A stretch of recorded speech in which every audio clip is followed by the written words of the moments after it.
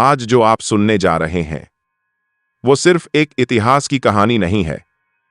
ये एक ऐसा सच है जिसे या तो छुपाया गया या फिर समय के साथ धीरे धीरे मिटा दिया गया।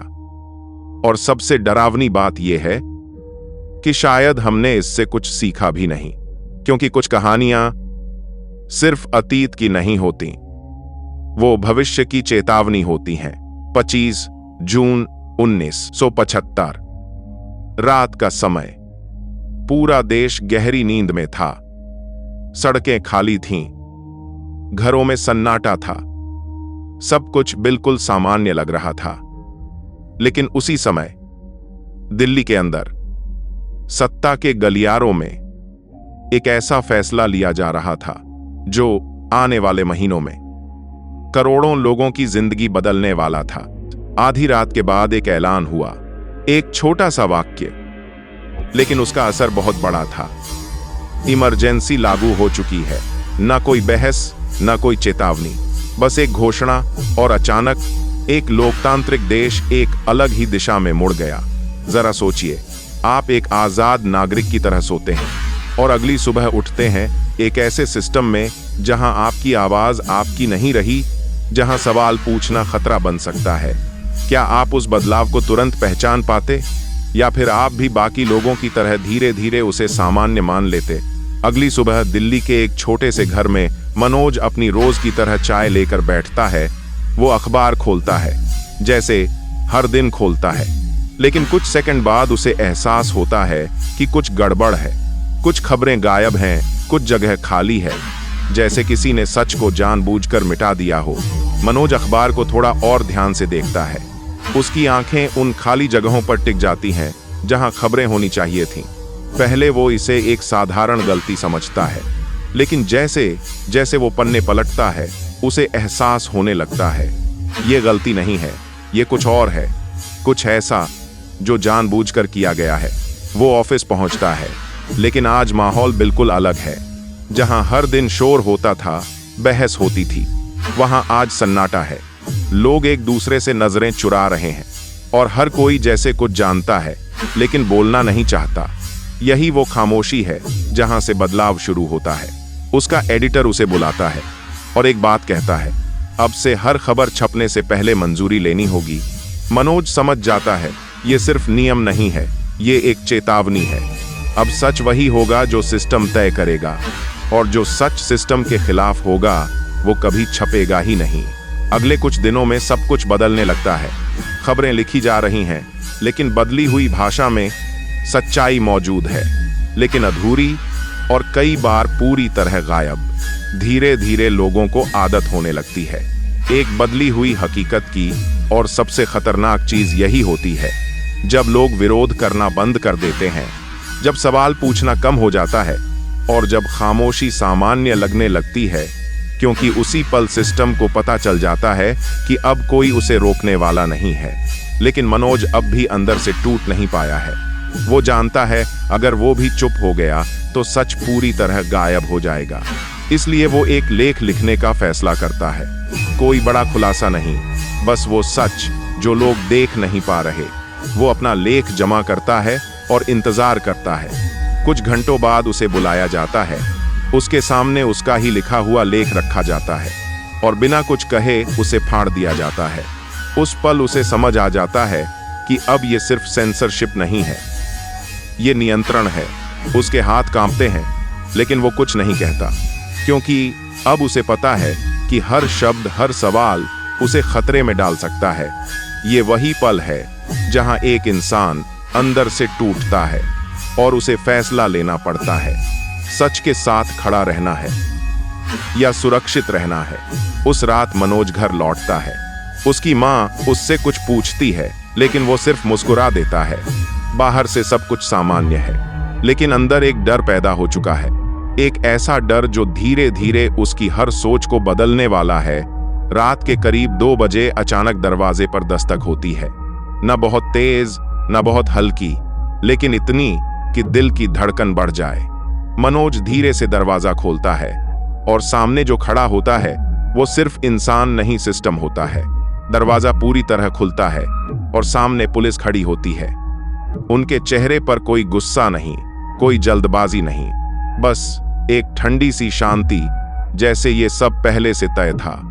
आपको हमारे साथ चलना होगा, मनोज पूछता है। क्यों? लेकिन जवाब सिर्फ एक शब्द में मिलता है, ऑर्डर। ना कोई वारंट, ना कोई सफाई, बस आदेश और उसे मानने की मजबूरी।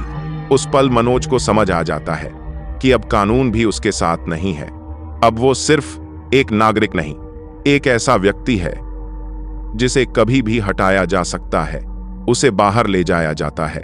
रात अभी भी वैसी ही है, सड़कें शांत हैं, लेकिन उसके अंदर सब कुछ बदल चुका है। वो जीप में बैठता है और एक आखिरी बार अपने घर की तरफ देखता है। शायद उसे भी नहीं पता कि वो कब वापस आएगा, या आएगा भी या नहीं। और सबसे डरावनी बात यह है कि यह सब गैरकानूनी नहीं था, एक कानून था जिसके तहत किसी को भी बिना मुकदमे के अनिश्चित समय तक बंद किया जा सकता था। मतलब अगर आप अंदर गए तो बाहर आने की कोई गारंटी नहीं थी। अब कहानी शहर से निकलकर गांव की तरफ बढ़ती है, जहां लोग अब भी अपनी रोजमर्रा की जिंदगी में व्यस्त हैं, जहां खबरें देर से पहुंचती हैं और कभी-कभी पूरी सच्चाई पहुंचती ही नहीं। लेकिन इस बार बदलाव वहां भी पहुंचने वाला है। श्यामलाल, एक साधारण मजदूर जिसकी जिंदगी बहुत सीधी है, काम करो, घर चलाओ और सो जाओ। उसे राजनीति से कोई मतलब नहीं, ना ही उसे पता है कि देश में क्या चल रहा है। उसके लिए दुनिया बस उसका गांव है। उसे लगता है कि यह सब शहरों की बात है और उसका उससे कोई लेना देना नहीं। लेकिन इतिहास हमें यही सिखाता है कि जब सिस्टम बदलता है तो उसका असर हर इंसान तक पहुंचता है, चाहे वो कहीं भी हो। एक दिन गांव में ऐलान होता है, फैमिली प्लानिंग कैंप लगाया गया है। लोग इकट्ठा होते हैं, लेकिन किसी को ठीक से समझ नहीं आता ये सिर्फ एक मेडिकल कैंप है या कुछ और। लाउडस्पीकर पर आवाज गूंजती है और धीरे धीरे लोग लाइन में लगने लगते हैं। कुछ लोग सवाल पूछते हैं, लेकिन उन्हें जल्दी से चुप करा दिया जाता है, क्योंकि यह सवाल पूछने का समय नहीं है, बस आदेश मानने का है। लाइन धीरे धीरे आगे बढ़ती है और हर कदम के साथ बेचैनी बढ़ती जाती है। किसी को ठीक से नहीं बताया जा रहा कि अंदर क्या होने वाला है, लेकिन फिर भी कोई पीछे नहीं हटता, क्योंकि डर अब धीरे धीरे हावी हो चुका है। श्यामलाल भी लाइन में खड़ा है। वो थोड़ा असहज है, लेकिन आसपास के लोगों को देखकर चुप रहता है, क्योंकि जब सब लोग कुछ कर रहे होते हैं तो हमें लगता है कि शायद वही सही है। यही भीड़ का मनोविज्ञान है, जो इंसान को सवाल करने से रोक देता है। कुछ घंटों बाद श्यामलाल घर लौटता है। उसकी चाल धीमी है, उसकी आंखें खाली हैं और उसके चेहरे पर एक अजीब सी खामोशी है। उसकी पत्नी कुछ पूछती है, लेकिन वो जवाब नहीं देता, क्योंकि कुछ फैसले इतने भारी होते हैं कि शब्द कम पड़ जाते। उसकी जिंदगी का एक बड़ा फैसला उससे बिना पूछे ले लिया गया। उसकी मर्जी, उसकी पहचान, सब कुछ एक प्रक्रिया का हिस्सा बन गया। और यही वो पल है जहां इंसान सिर्फ एक आंकड़ा बनकर रह जाता है। सरकारी रिकॉर्ड में ये सिर्फ एक संख्या है, एक और सफल ऑपरेशन, एक और लक्ष्य पूरा हुआ। लेकिन उस संख्या के पीछे एक इंसान है जिसकी कहानी कभी दर्ज नहीं होगी। और यही इस पूरे सिस्टम का सबसे खतरनाक हिस्सा है। जब इंसान को नंबर में बदल दिया जाता है तो उसकी तकलीफ, उसकी कहानी, सब कुछ गायब हो जाता है। और तब इंसानियत धीरे धीरे खत्म होने लगती है। धीरे धीरे ये बदलाव सिर्फ कुछ लोगों तक सीमित नहीं रहता, पूरा समाज बदलने लगता है। लोग अब पहले जैसे नहीं बोलते, हर शब्द सोच समझ कर निकलता है। और कई बार लोग बोलना ही बंद कर देते हैं, क्योंकि उन्हें नहीं पता कौन सुन रहा है और कौन नहीं। घर के अंदर भी बातचीत धीमी हो जाती है, दरवाजे बंद होते हैं, आवाजें और भी कम। लोग अब अपने ही विचारों से डरने लगते हैं। एक अजीब सा शक हर रिश्ते में घुस जाता है। और जब समाज में भरोसा टूटने लगता है तो सिस्टम और मजबूत हो जाता है। हर किसी के मन में एक ही सवाल है, क्या ये सही है या गलत? लेकिन कोई जवाब नहीं ढूंढता, क्योंकि जवाब ढूंढना भी जोखिम भरा हो चुका है। और यही वो बिंदु है जहां डर सामान्य बन जाता है। लेकिन हर दौर में कुछ लोग ऐसे होते हैं जो इस खामोशी को स्वीकार नहीं करते, जो डर के बावजूद सवाल पूछते हैं, और ऐसे ही लोगों से बदलाव की शुरुआत होती है, चाहे वो बदलाव छोटा ही क्यों ना हो। अमित एक कॉलेज का छात्र जिसके अंदर गुस्सा भी है और जिज्ञासा भी। वो चीजों को बस स्वीकार नहीं कर सकता। उसे समझना है कि सच क्या है, और अगर सच गलत है तो उसके खिलाफ खड़ा होना भी। अमित अपने कुछ दोस्तों के साथ मिलकर एक छोटा सा समूह बनाता है। कोई बड़ा संगठन नहीं, कोई ताकतवर नेटवर्क नहीं, बस कुछ लोग जो सच को दबने नहीं देना चाहते। रात के अंधेरे में वो लोग मिलते हैं, दरवाजे बंद करके धीमी आवाज में बात करते हैं। कागज निकाले जाते हैं और उन पर लिखी जाती है वो बातें जो अब खुलकर कहीं नहीं जा सकती। आपके अधिकार छीने जा रहे हैं, आपकी आवाज दबाई जा रही है। ये सिर्फ शब्द नहीं है, ये एक चेतावनी है, एक कोशिश है लोगों को जगाने की, उस खामोशी से जिसमें वो फंस चुके हैं। हर रात वो पर्चे छापते हैं और फिर उन्हें शहर के अलग अलग हिस्सों में बांटते हैं, तेजी से बिना आवाज किए, जैसे कोई छाया चल रही हो, क्योंकि उन्हें पता है कि एक गलती उन्हें हमेशा के लिए गायब कर सकती है। हर कदम पर खतरा है, हर मोड़ पर शक है, हर परछाई किसी की नजर हो सकती है, लेकिन फिर भी वो रुकते नहीं, क्योंकि कुछ लोग डर से नहीं, अपने विश्वास से चलते हैं। और फिर एक रात सब कुछ बदल जाता है। अमित और उसके दोस्त हमेशा की तरह बाहर निकलते हैं, लेकिन इस बार कुछ अलग है। हवा में एक अजीब सा तनाव है, जैसे कोई उन्हें देख रहा हो। अचानक दूर से गाड़ियों की आवाज आती है, तेज हेडलाइट्स अंधेरे को चीरती हुई, और कुछ सेकंड में पूरा इलाका रोशनी में डूब जाता है। अमित समझ जाता है कि इस बार वो बच नहीं पाएंगे। सब भागने लगते हैं, दिल की धड़कन तेज, सांसें भारी। हर कोई अपनी जान बचाने की कोशिश करता है, लेकिन ऐसे हालात में हर कोई बच नहीं पाता। अमित पीछे रह जाता है। एक हाथ उसे पकड़ लेता है। वो छूटने की कोशिश करता है, लेकिन पकड़ मजबूत है, और उसी पल उसकी आजादी खत्म हो जाती है। उस रात के बाद अमित के बारे में कोई खबर नहीं मिलती, ना कोई रिकॉर्ड, ना कोई जानकारी, जैसे वो कभी था ही नहीं। और यही सबसे डरावनी सच्चाई है कि इस सिस्टम में किसी को गायब करना बहुत आसान था। अमित की कहानी यहीं खत्म नहीं होती, बल्कि यहीं से एक बड़ा सवाल शुरू होता है। कितने लोग ऐसे थे जो अचानक गायब हो गए? कितनी कहानियां थीं जो कभी सामने ही नहीं आईं? और कितने सच थे जो हमेशा के लिए दबा दिए गए? यहीं पर यह सिस्टम अपनी असली ताकत दिखाता है। सिर्फ लोगों को नहीं, बल्कि उनकी कहानियों को भी कंट्रोल करना। अगर कहानी बाहर नहीं आई तो जैसे कुछ हुआ ही नहीं, और यही सबसे खतरनाक शक्ति होती है। लेकिन हर कहानी का एक दूसरा पहलू भी होता है। कुछ लोग आज भी कहते हैं कि उस समय देश में अनुशासन आया था, ट्रेन समय पर चलने लगी थी, ऑफिस सही समय पर खुलने लगे थे, और सिस्टम पहले से ज्यादा व्यवस्थित हो गया था। तो सवाल उठता है, क्या व्यवस्था के लिए आजादी की कुर्बानी दी जा सकती है? क्या एक मजबूत सिस्टम एक आजाद समाज से ज्यादा जरूरी है, या फिर दोनों का संतुलन ही असली जवाब है? अगर आप उस समय होते तो आप क्या चुनते? सुरक्षा या स्वतंत्रता, नियम या अधिकार? ये सवाल आसान लगता है, लेकिन जब हालात सामने आते हैं तो जवाब देना उतना ही मुश्किल हो जाता है। और फिर 1977 आता है। अचानक चुनाव की घोषणा होती है। कई लोग हैरान हैं, कई लोग डर में हैं, और कई लोग चुपचाप इंतजार कर रहे हैं, क्योंकि ये सिर्फ चुनाव नहीं है, ये एक मौका है।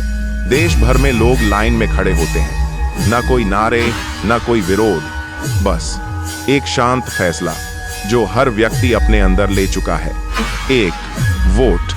लेकिन उस वोट में बहुत कुछ दांव पर है। मतदान खत्म होता है और फिर शुरू होता है इंतजार। एक अजीब सा सन्नाटा, जैसे पूरा देश सांस रोककर खड़ा हो। हर किसी को पता है कि जो होने वाला है वो इतिहास बदल सकता है। और फिर परिणाम आते हैं, एक झटका, एक ऐसा नतीजा जिसकी उम्मीद कम लोगों को थी। सत्ता बदल जाती है और उसी के साथ इमरजेंसी का दौर खत्म हो जाता है। कागजों पर सब कुछ सामान्य हो जाता है, नियम वापस आते हैं, अधिकार लौट आते हैं, और देश फिर से उसी रास्ते पर चलने लगता है। लेकिन सवाल ये है क्या सब कुछ सच में पहले जैसा हो जाता है? मनोज जैसे लोग वापस तो आ जाते हैं, लेकिन वो पहले जैसे नहीं रहते। उनकी आंखों में एक अनुभव होता है, एक खामोश डर जो शायद कभी पूरी तरह खत्म नहीं होता, क्योंकि कुछ चीजें सिर्फ याद नहीं रहती, वो अंदर बस जाती हैं। श्यामलाल जैसे लोग अपनी जिंदगी फिर से शुरू करते हैं, लेकिन उनके अंदर एक खालीपन रह जाता है, एक ऐसा फैसला जो उनका कभी था ही नहीं, लेकिन उसके परिणाम उन्हें पूरी जिंदगी झेलने पड़ते हैं, और यही सबसे गहरा असर होता है। और अमित जैसे लोग कभी वापस नहीं आते, उनके नाम धीरे धीरे गायब हो जाते हैं, उनकी कहानियां कहीं दर्ज नहीं होती, लेकिन इसका मतलब ये नहीं कि वो थे ही नहीं। तो आखिर इस पूरे दौर से हमने क्या सीखा? क्या ये सिर्फ इतिहास का एक हिस्सा है, या एक ऐसा सबक जो हमें आज भी समझना चाहिए? क्योंकि अगर हम सीखेंगे नहीं तो वही गलतियां दोहराई जाएंगी। लोकतंत्र बाहर से बहुत मजबूत दिखता है, लेकिन असल में ये बहुत नाजुक होता है। इसे बनाए रखने के लिए सिर्फ कानून काफी नहीं होते, बल्कि लोगों की जागरूकता और उनकी आवाज भी जरूरी होती है। हर पीढ़ी को इसे बचाना पड़ता है, हर बार, हर हाल में, क्योंकि अगर हम सतर्क नहीं रहे तो बदलाव बहुत धीरे धीरे आएगा, और जब तक हमें पता चलेगा शायद बहुत देर हो चुकी होगी। क्योंकि सबसे खतरनाक बदलाव वो नहीं होता जो शोर के साथ आता है, बल्कि वो होता है जो खामोशी से धीरे धीरे हमारी जिंदगी का हिस्सा बन जाता है। तो अब एक आखिरी सवाल, अगर कल आपकी आजादी धीरे धीरे कम होने लगे, क्या आप उसे पहचान पाएंगे, या फिर आप भी उसी खामोशी का हिस्सा बन जाएंगे जहां सच सिर्फ वही होता है जो आपको बताया जाता है? तो वीडियो को लाइक करें और सोच वर्ड्स को सब्सक्राइब करना ना भूलें, क्योंकि अगली कहानी शायद और भी बड़ा सच सामने लाएगी।